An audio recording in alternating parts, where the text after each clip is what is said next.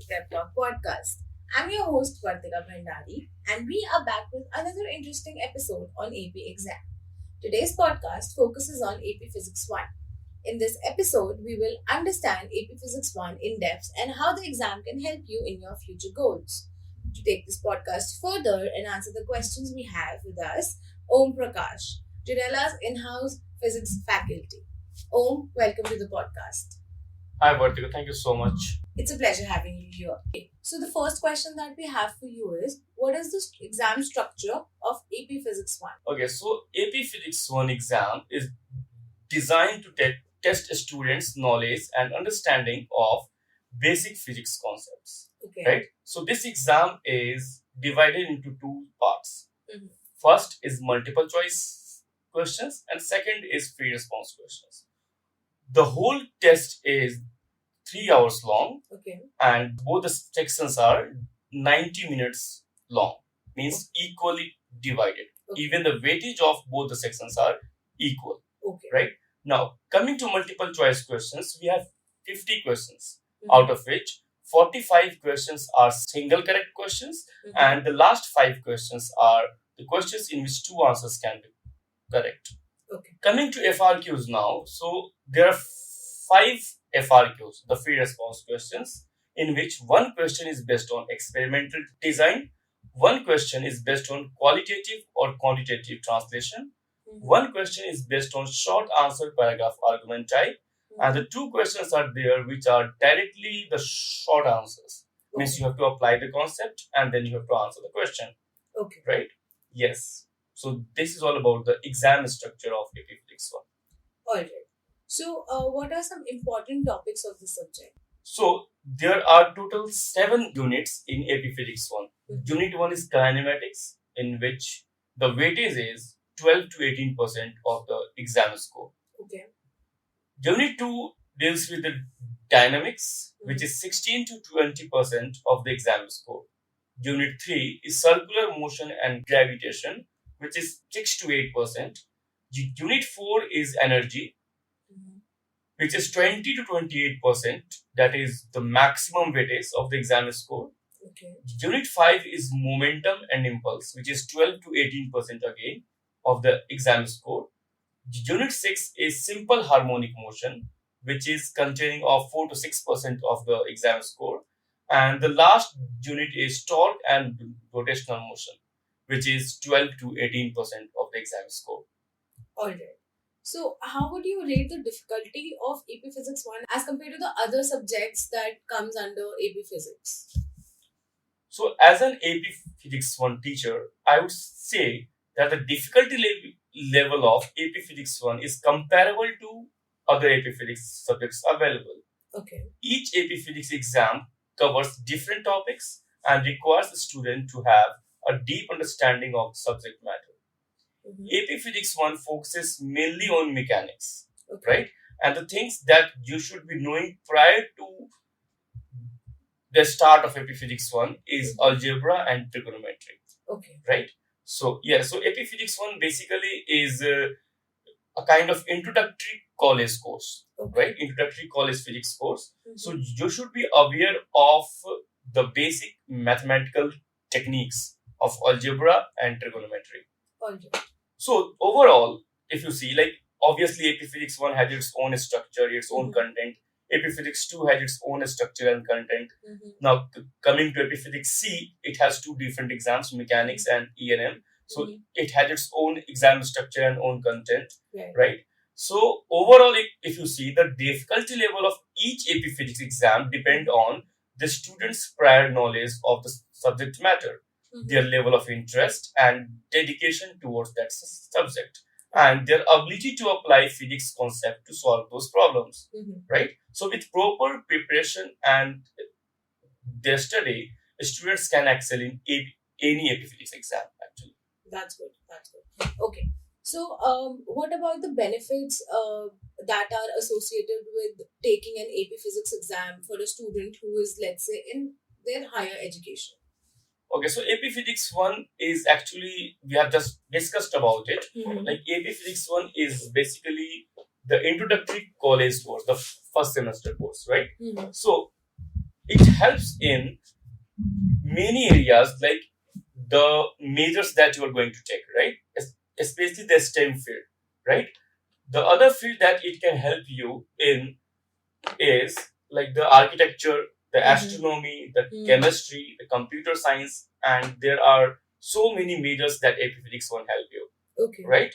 And the second benefit that you can get by cracking AP Physics 1 exam is like some of the colleges offers the credits to the students, right? Some of the universities are there, some of the colleges are there, which offer credits for the students who have scored well on AP Physics 1, right? Which can reduce the amount of time and even the money required to complete a degree. So it's a kind of a scholarship also.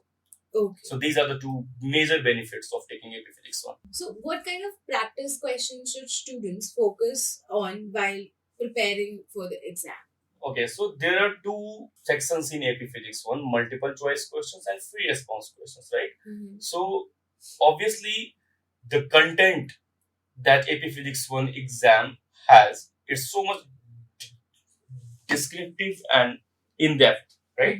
So if you talk about the multiple choice questions, so the students should practice answering the questions that test their conceptual understanding of the various physics topics that I have mentioned, right? It's important for the students to have a deep understanding of the underlying physics principles rather than just memorizing the formula, right? Now, coming to the free response questions, as discussed, I have just told you, like it contains of experimental design, quantitative translations, also the short answers, paragraph argument type, short answers questions, right? So there are different categories in free response questions also. So any student should practice all the kinds of questions, all the varieties of questions that free response questions contain. The free response questions may require a student to write a paragraph length response or even draw a diagram or draw a graph to support their answers, right? And also, students should practice working with data tables, interpreting graphs, and also they should know how to perform the calculations, right? They should have the prior knowledge of trigonometry, algebra, and the different calculations that is used to solve the physics problems. Okay. So it's important for the students to take practice tests under the timed condition, right?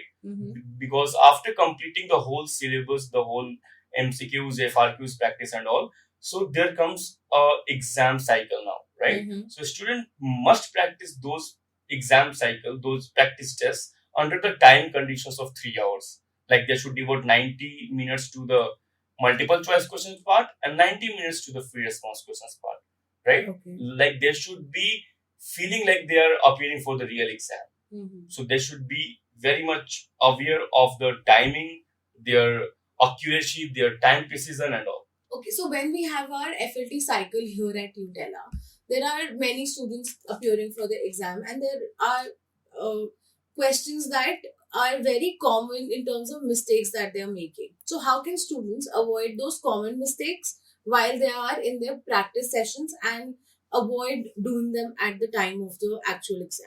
When they start practicing for the full length tests that we call the test cycle, right? So they should make two things very much clear to themselves. First is that they should take all the tests as their original test, like as their main test, right?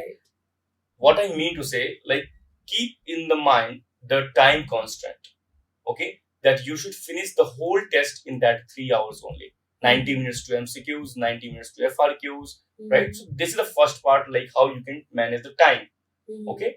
It will tell you about the time management and you will not get panic in the real exam environment then, right? The game is not over yet here. The main things comes after doing the FLTs, right? The teacher review the paper, okay? And then there is a review session for the students, right?